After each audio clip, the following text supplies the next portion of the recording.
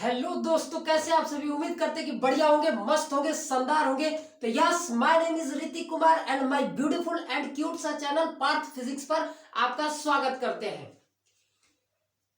आज प्रकाश के परावर्तन रिफ्लेक्शन ऑफ लाइट का लेक्चर नंबर 6 होने वाला है।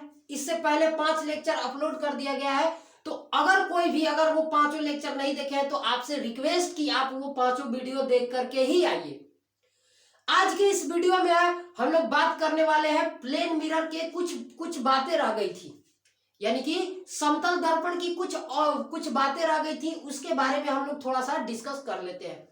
पिछले लेक्चर में हम लोग ने समतल दर्पण द्वारा बने प्रतिबिंब के बारे में देखा, उसके बाद वास्तविक एवं काल्पनिक प्रतिबिंब में अंतर हम लोगों ने देखा था। तो आज हम लोग कुछ प्लेन मिरर की बातें रह गई है, उसके बारे में हम लोग जानेंगे। तो आज के इस वीडियो में हम लोग देखने वाले ये है कि समतल दर्पण का प्रयोग हम लोग कहां कहां करते हैं। तो आइए हम लिखेंगे यूजेस ऑफ प्लेन मिरर, यानी समतल दर्पण का प्रयोग। इंग्लिश में इसको बोलते हैं uses of plane mirror. Uses of plane mirror.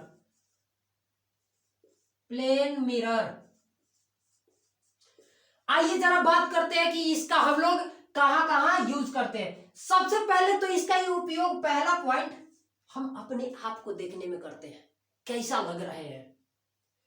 लड़कियां अपने को सजने धजने में समतल दर्पण का प्रयोग करती हैं। कहने का मतलब यही है कि समतल दर्पण का प्रयोग हम लोग घरों में करते हैं अपने आप को देखने के लिए।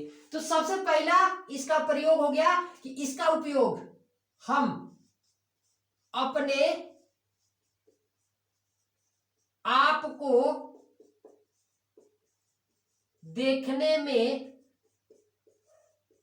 करते हैं, यानी कि हम अपने आप को देखने में समतल दर्पण का प्रयोग करते हैं। आइए जरा दूसरा इसका उपयोग पढ़ते हैं। दूसरा उपयोग है कि समतल दर्पण का उपयोग आभूषणों के दुकानों में किया जाता है। आभूषणों के दुकानों में समतल दर्पण का प्रयोग किया जाता है दीवारों पे चिपकाने के लिए, ताकि आभूषण दिखे। राइट, आभूषण देखने के लिए आभूषण के दुकानों में आभूषण के जो दुकानदार होते हैं वो अपने दीवार पर उस समतल दर्पण को लगाते हैं। तो इसको भी लिखिएगा। इसका उपयोग आभूषणों के दुकानों में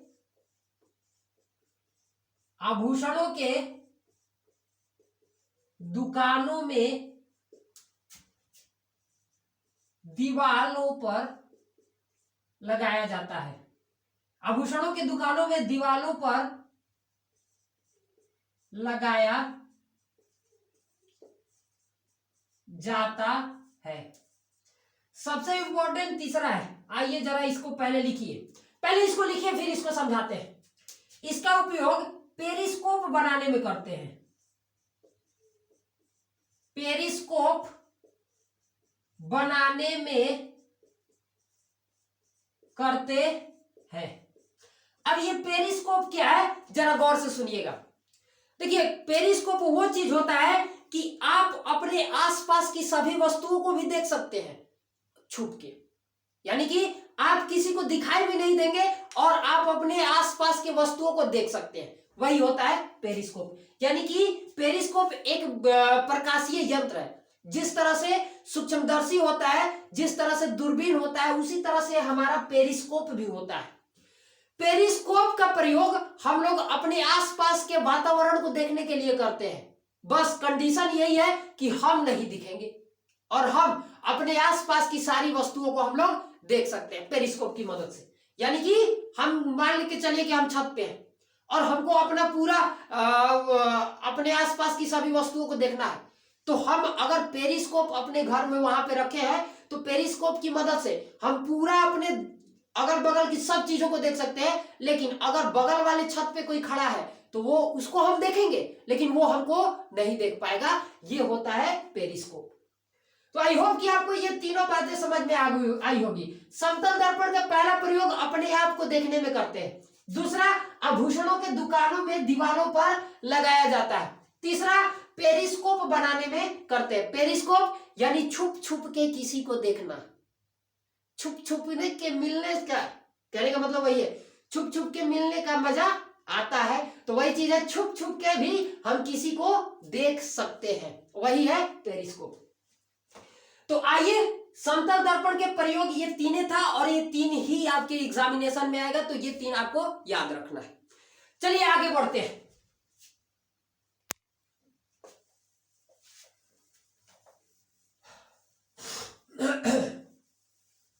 आगे हम लोग बात करने वाले हैं जरा स्फेरिकल मिरर की। एक और डिफरेंट टाइप का हम लोग दर्पण पढ़ने वाले हैं, जिसको हम लोग गोलीय दर्पण बोलते हैं। गोलीय दर्पण, इंग्लिश में इसको स्फेरिकल मिरर बोलते हैं।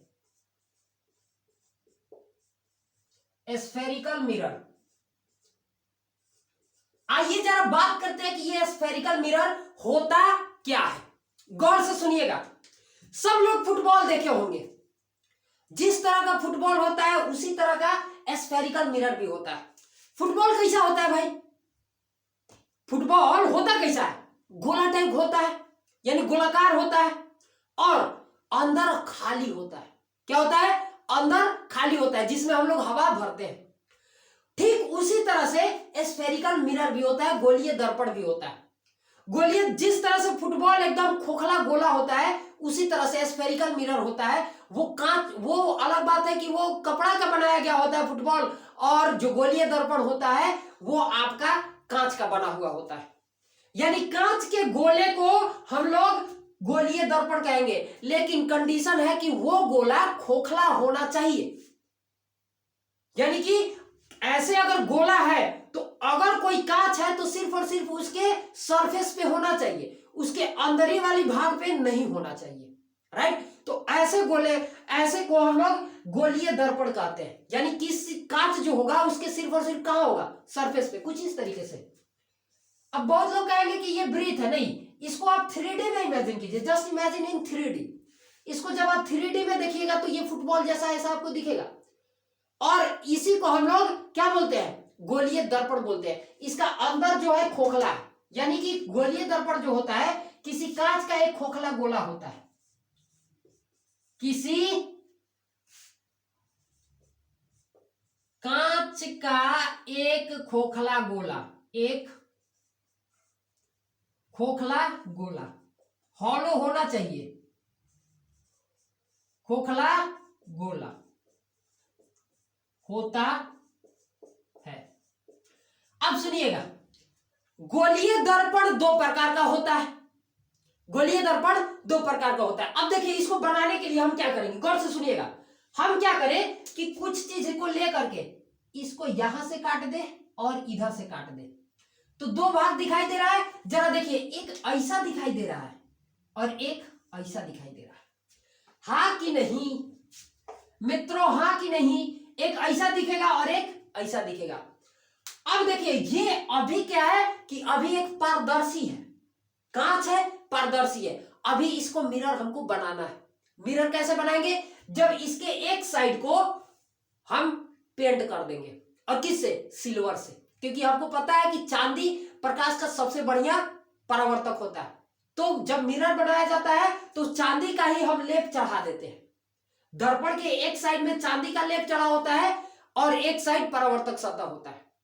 तो अब गौर से सुनिएगा, इसके परावर्तक सतह के आधार पे गोलीय दर्पण दो प्रकार का होता है। परावर्तक सतह के आधार पर गोलीय दर्पण दो प्रकार का होता है। गौर से सुनिएगा कैसे। अब हमको ये दोनों को क्या बनाना है? मिरर बनाना है। तो इसको मिरर बनाने के लिए सबसे इंपॉर्टेंट चीज है कि इसको हम चांदी से, सबसे पहले चांदी का लेप चढ़ाए। तो अब चांदी का लेप चढ़ाने का दो तरीका देखिए गौर से। एक तो ये जो है, इसको हम इधर से लेप चढ़ा रहे हैं, और एक इसको इधर से लेप चढ़ाते हैं। दोनों को दो साइड से लेप चढ़ाए हैं। जरा गौर करिएगा इस बात पे। ऐसे, यानी कि ये वाला जो दर्पण था उसको हम अंदर से लेप चढ़ा है, और ये वाला जो दर्पण बना है उसके लिए हम बाहर से लेप चढ़ा है।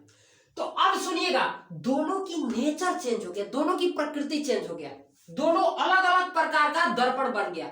इसलिए इस दर्पण को हम लोग उत्तल दर्पण बोलते हैं, उत्तल दर्पण,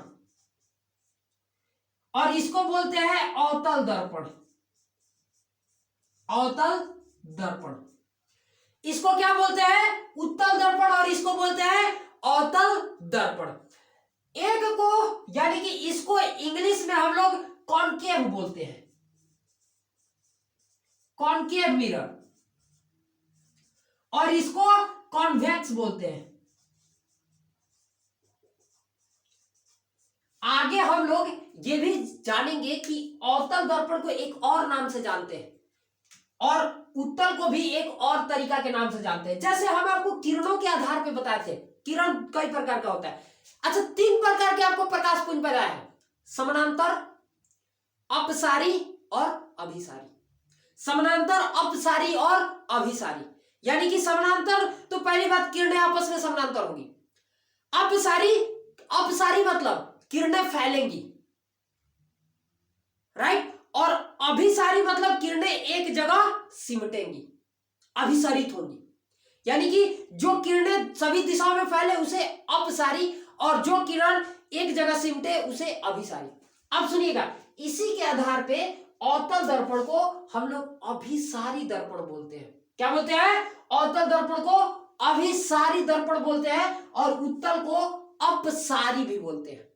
क्योंकि ये जो होता है ना, ये परावर्तन करने के बाद ये किरणों को एक जगह सिमटता है, और ये परावर्तन के बाद किरणों को फैलाता है, इसलिए इसको हम लोग बोलते हैं अपसारी, सॉरी इसको अभिसारी,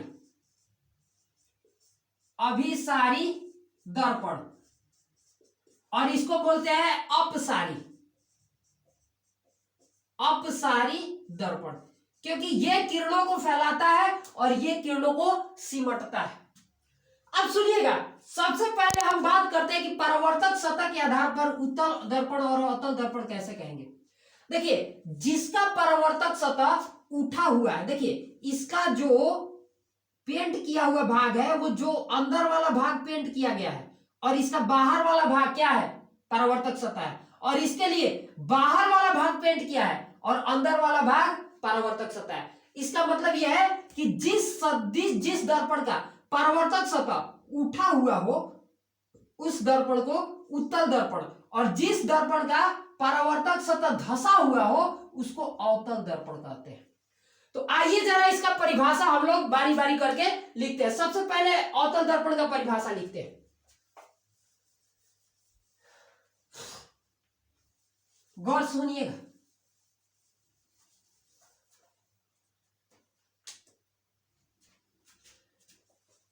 अवतल दर्पण, अवतल दर्पण लिखिए इसका परिभाषा। वैसा गोलीय दर्पण, वैसा गोलीय दर्पण जिसका परावर्तक सतह धंसा हुआ हो, परावर्तक सतह धंसा हुआ हो, धंसा हुआ हो, अवतल दर्पण कहलाता है। अवतल दर्पण कहलाता है, अवतल दर्पण कहलाता है, अवतल दर्पण कहलाता है। उसके बाद लिखिएगा उत्तल दर्पण के बारे में। उत्तल दर्पण, गौर से सुनिएगा, वैसा गोलीय दर्पण, वैसा गोलीय दर्पण जिसका परावर्तक सतह उठा हुआ हो, उठा हुआ हो, उत्तल दर्पण कहलाता है। उत्तल दर्पण कहलाता है। अवतल दर्पण को हम लोग एक और नाम से जानते हैं, कौन सा दर्पण हो? अभिसारी। अभिसारी, क्योंकि ये किरणों को समेटता है। और उत्तल दर्पण को एक और नाम से जानते हैं, अपसारी। अपसारी, ये किरणों को फैलाता है। आइए जरा इसको एक्सपेरिमेंट करके देखते हैं कि क्या ऐसा होता है क्या। इसको जरा फिगर से समझते हैं। ये है हमारे पास, एक बना रहे हैं, ये जो है हमारे पास अवतल दर्पण है। क्या है? अवतल दर्पण है। कोई किरण ऐसे इस पे आपतित हुआ, क्या हुआ? आपतित हुआ, तो ये ऐसे निकलेगा। यहां से भी कोई किरण ऐसे आपतित हुआ तो ये ऐसे निकलेगा। जरा देखिए, परावर्तन के बाद ये दोनों किरणें एक दूसरे की तरफ आ रही हैं। लेकिन उत्तल दर्पण में ऐसा नहीं होगा। देखिए, ये है आपका एक उत्तल दर्पण, और यहां से जब ये किरण ऐसे आपतित हुआ तो ये इधर भागेगा, और यहां से किरण ऐसे आपतित हुआ तो ये इधर भागेगा। देखिए, ये इधर भाग रहा है, ये इधर भाग रहा है, मतलब ये किरणें फैल रही हैं, और ये किरणें एक बिंदु पर आकर के अपसरित हो रही हैं, सॉरी अभिसरित हो रही हैं। क्या हो रही है? अभिसरित। इसलिए इस दर्पण को हम लोग अभिसारी दर्पण, और इस दर्पण को हम लोग अपसारी दर्पण कहते हैं। अपसारी मतलब किरणों को फैलाना, और अभिसारी मतलब किरणों को समेटना। तो आई होप कि आपको इतना बात अवतल दर्पण और उत्तल दर्पण समझ में आया होगा। एक बार फिर से, उत्तल दर्पण जिसका परावर्तक सतह उठा हुआ हो, और जिसका परावर्तक सतह उठा हुआ हो अवतल दर्पण, सॉरी उत्तल दर्पण, और जिसका परावर्तक सतह धंसा हुआ हो वो उत्तल दर्पण। चलिए तो आगे बढ़ते हैं। इन दर्पण से रिलेटेड, जो गोलीय दर्पण से रिलेटेड है, कुछ बातें हैं जिसको आपको समझ लेना है, जो कि बहुत बहुत जरूरी है। जरा गौर करिएगा। इसको हटा दे। चलिए,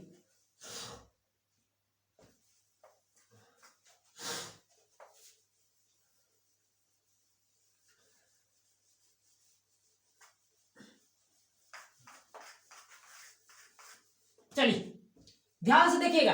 ये एक गोला है, अरे है कि नहीं है? अब गौर से सुनिएगा। अगर ये गोला है तो इसका एक केंद्र होगा कि नहीं होगा? मित्रों, होगा कि नहीं होगा? अरे होगा ना। ये एक इसका क्या है? केंद्र है। केंद्र को हम लोग सी द्वारा सूचित करते हैं, इसका सेंटर है। ठीक उसी प्रकार से ये हमारे पास एक है अवतल दर्पण। देखिए, इसका परावर्तक सतह धंसा हुआ है, इसलिए अवतल, और ये हम बना रहे हैं उत्तल दर्पण। जरा गौर से सुनिएगा, ये है आपका उत्तल दर्पण। अच्छा, ये दोनों जिस गोला का भाग होगा, इसको जरा नीचे बनाते हैं, इधर बनाते हैं।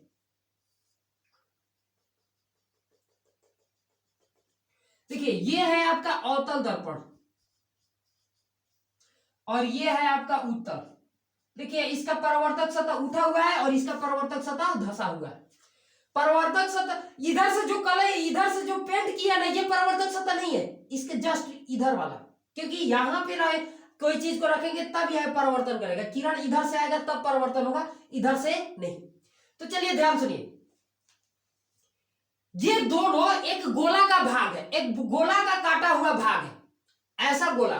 तो जिस गोला का ये काटा हुआ भाग है, तो बताइए ये एक ऐसा गोला का भाग होगा कि नहीं होगा? होगा कि नहीं होगा? ऐसा ही तो होगा। अरे ऐसा ही होगा ना, जरा गौर करिएगा। तो ये जिस गोला का भाग है, उसका यहां पे एक केंद्र होगा। अच्छा, ये भी एक गोला का भाग होगा, तो बताइए ये गोला ऐसे बनेगा कि ऐसे बनेगा? अरे ऐसे बनेगा ना, तो इसको भी बनाइए, ऐसे बनेगा।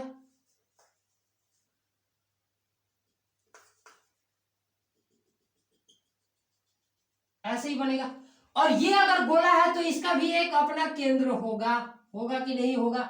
अब सुनिएगा, ये जो अवतल दर्पण है और उत्तल दर्पण है, जिस गोला का भाग होता है, उस गोला का ये जो केंद्र होता है, वो इस दोनों दर्पण का वक्रता केंद्र कहा जाता है। ये जो सी है वो होता है वक्रता केंद्र।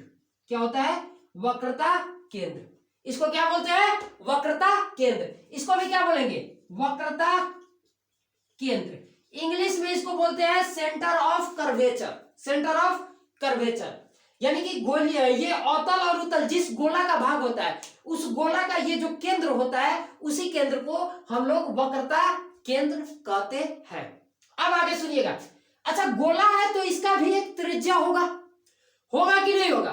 तो गोला का जो त्रिज्या है वो इस दर्पण का वक्रता त्रिज्या कहलाता है। जैसे से हम सुनिएगा, ये इसका एक त्रिज्या हो जाएगा, इसका ये त्रिज्या होगा, तो ये जो है ये त्रिज्या, इस त्रिज्या को हम लोग इस दर्पण का वक्रता त्रिज्या बोलते हैं, वक्रता त्रिज्या।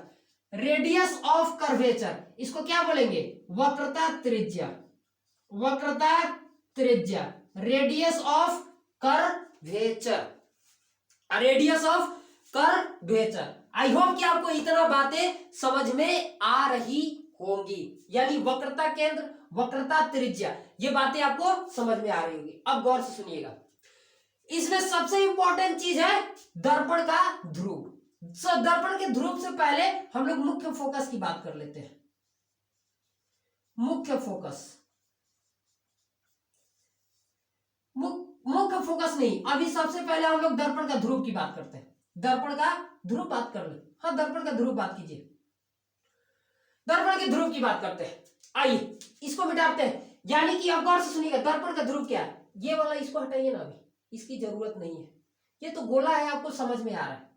और गोला का जो केंद्र होगा वो दर्पण का वक्रता केंद्र, और गोला का जो त्रिज्या होगा वो दर्पण का वक्रता त्रिज्या। अब आगे सुनिएगा, ये जो वक्रता त्रिज्या दर्पण के जिस बिंदु पर आकर के मिल रहा है, देखिए ये जो वक्रता त्रिज्या दर्पण के इस बिंदु पे मिल रहा है, ये जो वक्रता त्रिज्या दर्पण के इस बिंदु पर मिल रहा है।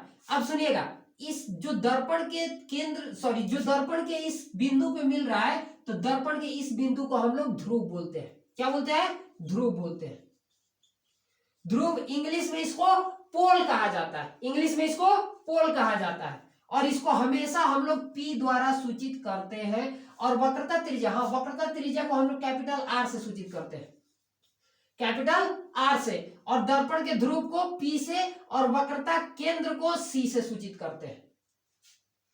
यानी अभी अभी हम तीन बातों के बारे में डिस्कस किए, एक वक्रता केंद्र, वक्रता त्रिज्या और दर्पण का ध्रुव। सुनिए ध्यान से, वक्रता केंद्र जो गोलीय अवतल या उत्तल जिस गोला का भाग होता है उस गोला का जो केंद्र होता है वो उस दर्पण का वक्रता केंद्र होता है, और गोला का त्रिज्या उस दर्पण का वक्रता त्रिज्या होता है, और वक्रता त्रिज्या दर्पण के जिस बिंदु पर आकर के मिलता है उस बिंदु को हम लोग क्या बोलते हैं? क्या बोलते हैं? दर्पण का ध्रुव बोलते हैं। तो चलिए आगे बढ़ते हैं, आगे अब ध्यान से सुनिएगा। अब हम बात करते हैं प्रिंसिपल फोकस की। प्रिंसिपल फोकस नहीं, अभी प्रिंसिपल एक्सिस उसको बोलते हैं, सॉरी प्रिंसिपल एक्सिस। गौर से सुनिएगा, प्रिंसिपल एक्सिस क्या है? प्रिंसिपल एक्सिस यानी प्रधान अक्ष, प्रधान अक्ष। ये चौथा बात है। पहला बात वक्रता केंद्र, दूसरा वक्रता त्रिज्या, तीसरा ध्रुव, और चौथा प्रधान अक्ष। जरा बात करते हैं प्रधान अक्ष क्या है। जैसे मान लीजिए कि ये हमारे पास एक अवतल दर्पण है, अरे अवतल ही है ना, देखिए परावर्तक सतह धंसा हुआ है, तो ये कौन सा दर्पण है? अवतल दर्पण। अगर ये ऐसे है तो ये गोला अगर बनाना होगा तो कैसे बंद होगा? ऐसे बंद होगा। तो अगर ऐसे बंद होगा तो इसका वक्रता केंद्र किधर होगा? यहां पे होगा। अब सुनिए, जो प्रधान अक्ष होता है वो कहता है कि दर्पण के ध्रुव, दर्पण के ध्रुव और दर्पण के वक्रता केंद्र को मिलाने वाली एक जो सीधी लाइन होती है, यही लाइन प्रधान अक्ष होती है, या इसी को प्रधान अक्ष या मुख्य अक्ष भी बोलते हैं, या मुख्य अक्ष भी इसी को बोला जाता है। यानी कि दर्पण के ध्रुव और वक्रता केंद्र को मिलाने वाली जो रेखा होता है इसी को हम लोग प्रधान अक्ष या मुख्य अक्ष, और इसको इंग्लिश में हम लोग प्रिंसिपल एक्सिस बोलते हैं। क्या बोलते हैं? Principal axis. अब बात करते हैं जरा मुख्य फोकस की। अच्छा देखिए, हाँ तो ये हो गया आपका अवतल दर्पण में, और उत्तल दर्पण में भी देख लीजिएगा, ये है आपका उत्तल दर्पण और ये है इसका ध्रुव। और अगर ये उत्तल दर्पण है तो ये किधर से मुड़ेगा? गोला ऐसे, तो इसका वक्रता केंद्र यहां पे होगा। तो ये हो गया इसका वक्रता केंद्र C, ये हो गया दर्पण का ध्रुव। इन दोनों को मिलाने वाला ये जो लाइन है इसी लाइन को हम लोग क्या बोलते हैं, इसी लाइन को हम लोग प्रधान अक्ष बोलते हैं, प्रधान अक्ष बोलते हैं। अब सुनिए ध्यान से, अब पॉइंट नंबर 5 की बात करेंगे और वो है आपका मुख्य अक्ष। मुख्य अक्ष, चलिए ध्यान सुनिए मुख्य अक्ष क्या होता है। कोई किरण अगर दर्पण के सतह पर इस प्रधान अक्ष के समानांतर आपतित हो, चाहे वो अवतल हो चाहे उत्तल, देखिए दर्पण के सामने दर्पण पर प्रधान अक्ष के समानांतर अगर कोई किरण ऐसे आपतित हुआ तो इसका परावर्तन होगा कि नहीं होगा? अरे ये दर्पण पे आपतित हुआ है, तो अगर ये दर्पण पे आपतित हुआ है तो इसका परावर्तन होगा। और देखिए जब परावर्तन के बाद ये किरण जिस बिंदु पर प्रधान अक्ष को काटती है वही बिंदु उस दर्पण का मुख्य फोकस होता है। यानी कि मुख्य अक्ष का परिभाषा है कि जब कोई प्रकाश की किरण प्रधान अक्ष के समानांतर आपतित होती है तो परावर्तन के पश्चात इस प्रधान अक्ष या मुख्य अक्ष को जिस बिंदु पर काटती है वही बिंदु क्या होता है, मुख्य फोकस होता है। अब गौर से सुनिएगा, ये तो है अवतल दर्पण में, और उत्तल दर्पण में गौर से सुनिएगा, उत्तल दर्पण में ऐसे आपतित हुआ, परावर्तन के पश्चात तो ऐसे निकल जाएगा किरण, अरे हाँ कि नहीं? वो तो इधर नहीं आएगा, वो तो फैलाने वाला क्या है, तो ये किरण परावर्तन के पश्चात ऐसे निकलेगा। तो अब जरा हमको ये बताइएगा, ये तो कहीं काटा ही नहीं, प्रधान अक्ष को कहीं काटा ही नहीं, तो जब नहीं काटा तो क्या इसका मुख्य फोकस नहीं होगा? अरे होगा। इसको जस्ट इमेजिन कि पीछे इसको बढ़ाइए, पीछे बढ़ाइएगा तो ऐसा लगेगा कि यहां पे काट रहा है, तो जहां पे लगे या कुछ रियल में काटे या लगे तो वही बिंदु क्या हो जाएगा, इसका फोकस हो जाएगा। यानी अवतल दर्पण का जो फोकस होता है वो रियल होता है और उत्तल दर्पण का फोकस इमेजिनरी होता है। ये हम काल्पनिक चीज है। तो आई होप कि आपको ये बातें दर्पण का मुख्य अक्ष समझ में आया होगा। यानी कि प्रधान अक्ष के समानांतर किरणें जब आपतित होती है तो परावर्तन के पश्चात इस प्रधान अक्ष को जिस बिंदु पर काटेगी वही बिंदु उस दर्पण का मुख्य फोकस कहलाता है। अब बात कर लेते हैं जरा फोकस दूरी की। छठा पॉइंट, फोकस दूरी। फोकस दूरी की देखिए, फोकस दूरी क्या होता है कि ये है आपका भाई दर्पण का ध्रुव और ये है दर्पण का मुख्य फोकस। यहां पे देखिए ये है दर्पण का ध्रुव और ये है दर्पण का मुख्य फोकस।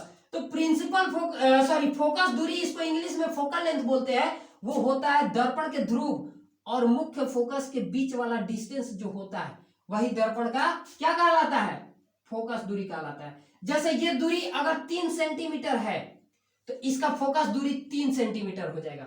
ये दूरी अगर 4 सेंटीमीटर है तो इसका फोकस दूरी 4 सेंटीमीटर हो जाएगा। यानी कि जो दर्पण का मुख्य फोकस होता है वो पर दर्पण के ध्रुव और इस फोकस के बीच वाला दूरी ही होता है। राइट, अब सुनिए ध्यान से, दर्पण फोकस दूरी को हमेशा हम लोग एफ द्वारा सूचित करते हैं। किससे सूचित करते हैं? एफ द्वारा सूचित किया जाता है।